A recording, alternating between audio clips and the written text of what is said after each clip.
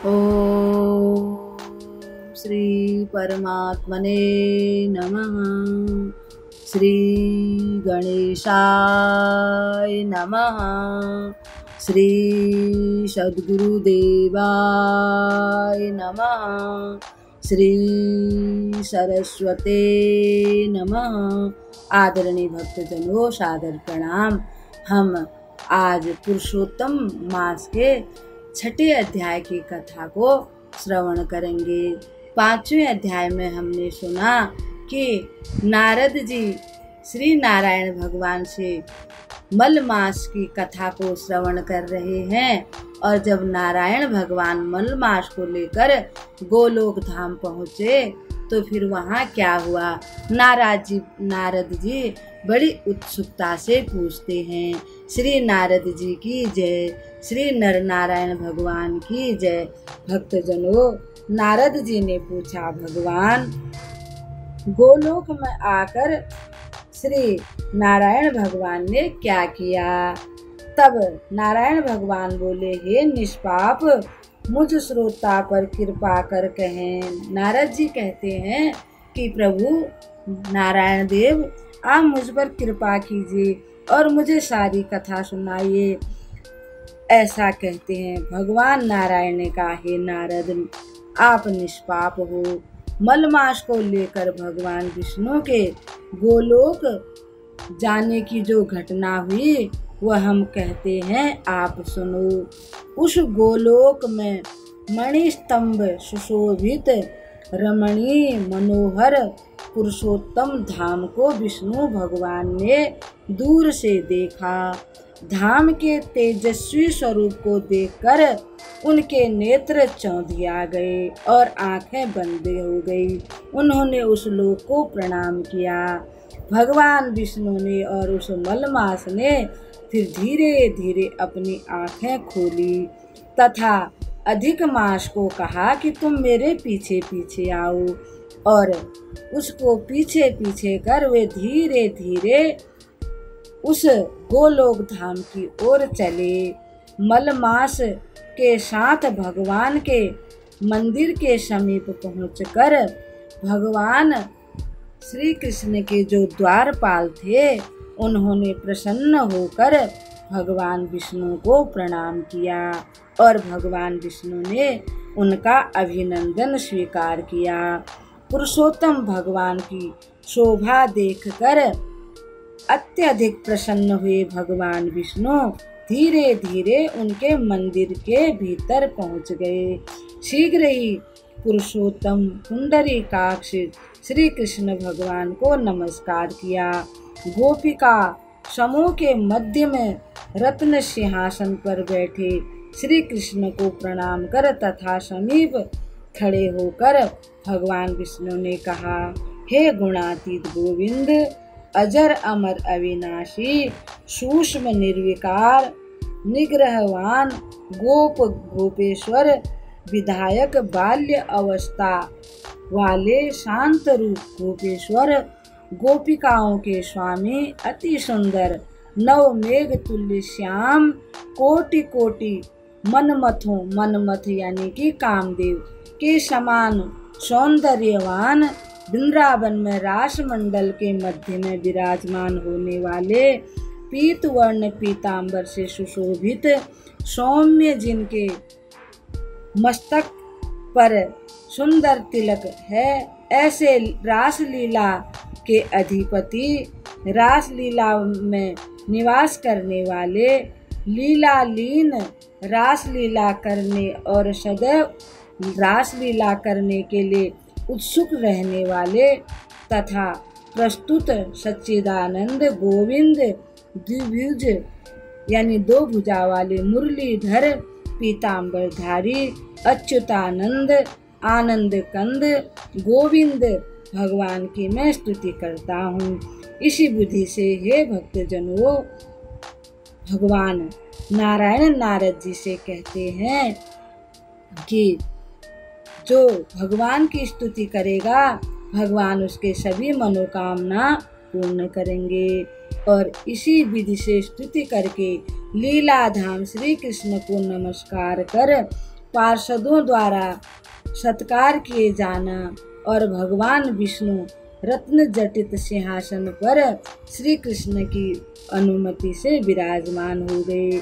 श्री भगवान विष्णु के इस स्तोत्र का जो भी पाठ करेगा वो समस्त पापों से मुक्त हो जाएगा और उसको कभी बुरे स्वप्न भी आते होंगे तो अच्छे स्वप्नों में बदल जाएगा और उत्तम फल देने वाला हो जाएगा तथा वह पुत्र पौत्र आदि का संवर्धन होगा, यानी उसके कुल में पुत्र पौत्र बढ़ते रहेंगे। गोविंद भगवान की अमृत तुल्य प्रिय भक्ति को प्राप्त करेगा। अंत में उसे भगवान की भक्ति प्राप्त हो जाएगी।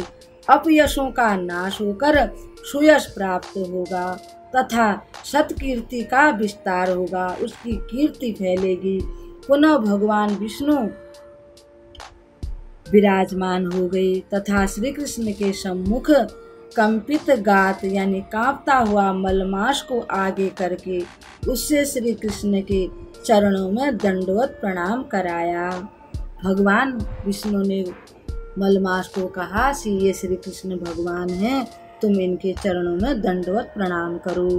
भगवान श्री कृष्ण ने श्री विष्णु भगवान से पूछा, हे यह दुखी प्राणी कौन है? ये विष्णु क्यों विलाप कर रहा है? इस गोलोक में दुख की अनुभूति नहीं होती, ऐसा विधान है। इस गोलोक के निवासी सदैव आनंद मग्न रहते हैं। यहाँ किसी को बुरे स्वप्न भी नहीं आते। यहाँ किसी प्रकार की गंदी ऐसी वैसी चर्चा नहीं होती। यहाँ कोई दुख का समाचार भी नहीं होता। ये सब चीज से यहाँ के लोग मुक्त हैं। श्री कृष्ण भगवान बोले, हे विष्णु, यह क्यों कांप रहा है? इसके नेत्रों से क्यों आंसू की धारा बह रही है? यह कौन है? हमारे सम्मुख किस कारण से खड़ा है? भगवान नारायण ने कहा, नव मेघ के तुल्य श्याम सुंदर के जलद गंभीर वचन सुनकर भगवान विष्णु ने सिंहासन के से उठकर श्री कृष्ण के समीप जाकर मलमास की सारी दुख कथा सुनाई। भगवान विष्णु ने कहा, हे वृंदावन बिहारी श्री कृष्ण चंद्र मुरलीधर, अब मैं इस मलमास के दुख का निवेदन करता हूँ। आप दया कर श्रवण करें। यह बहुत दुखी है। इसके दुखी और निराश होने के कारण ही इस अधिक मास को आपके पास लेकर आया हूँ। आप इसकी दुख रूपी अग्नि का शमन करें, यानी कि शांत करें। सूर्य की संक्रांति से यह मलमास रहित है। शुभ कर्म में सदैव वर्जित तथा मलिन है। मासों के इष्टों तथा वनस्पति आदि ने इसका यह कहकर अपमान और बहिष्कार किया है। इसका कोई स्वामी नहीं है। इस मास में स्नान करने से कुछ फल नहीं प्राप्त होता।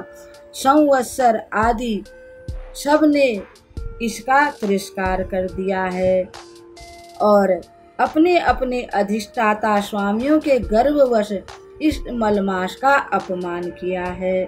इसी शोकाग्नि से यह दुखी होकर यह मरने के लिए तैयार हुआ है।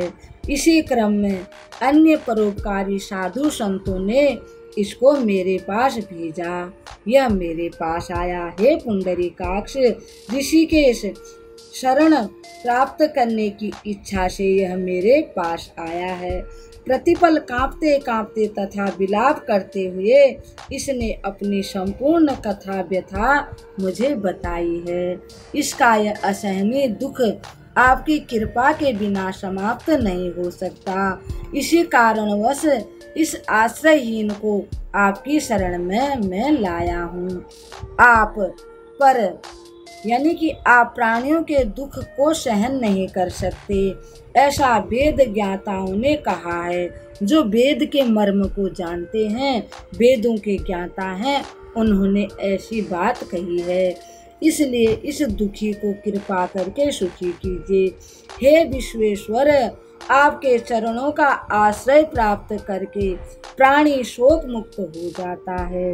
वेद पाठियों का यह कथन कैसे असत्य हो सकता है। मैं समस्त कार्य त्याग कर इसे आपकी शरण में लाया हूँ। मेरे ऊपर ही कृपालु होकर इसके दुख का निवारण कीजिए तथा मेरे आगमन को सार्थक कीजिए। नीति ज्ञानी पंडितों का कथन है कि अपने स्वामी के सम्मुख किसी विषय की बार बार पुनरावृत्ति यानी बार बार नहीं कहना चाहिए। भगवान विष्णु इस प्रकार अधिक मास के दुख का श्री कृष्ण से निवेदन करके उन्हीं के समीप ही करबद्ध मुद्रा में खड़े हो गए तथा श्री कृष्ण के मुख कमल की ओर देखने लगे। ऋषियों ने कहा, हे सूत जी, आप दानियों में भी श्रेष्ठ दानी हैं। आपको दीर्घायु प्राप्त हो जिससे कि दीर्घ काल तक हम आपके मुख से भगवान की कथामृत का श्रवण करते रहें, यानी भगवान की अमृतमयी कथाओं को सुनते रहें। हे सूत जी, गोलोक के स्वामी श्री कृष्ण भगवान ने फिर विष्णु भगवान से क्या कहा और क्या किया, यह समस्त लोकों का उपकार करने वाली श्री कृष्ण विष्णु संवाद आप हमसे कहें। भगवत भक्त देवर्षि नारद ने भगवान नारायण से क्या पूछा। हे सूत जी, यह समस्त बातें आप हमसे कहें। भगवान ने जो वचन नारद जी से कहे वे वचन तपस्वियों के लिए मोह का त्याग करने वाली बड़ी अच्छी औषधि है। इति श्री बृहद नारदी पुराणे पुरुषोत्तम मास महात्मने श्री नारद नारायण संवादे पुरुषोत्तम विज्ञर्पित नाम षष्ठोध्याय समाप्त। विज्ञर्पित नाम षष्ठोध्याय समाप्त। ओम श्री परमात्मने नमः। आदरणीय भक्तजनों, सादर प्रणाम। हम आज छठे अध्याय को यहीं पर विराम देते हैं। कल पुरुषोत्तम मास के 7वें अध्याय की कथा हम सुनेंगे। तब तक के लिए हम आपको प्रणाम करते हैं। आप कथा सुनते रहिएगा और अपना कल्याण कीजिएगा। ओम शांति शांति शांति। ओम।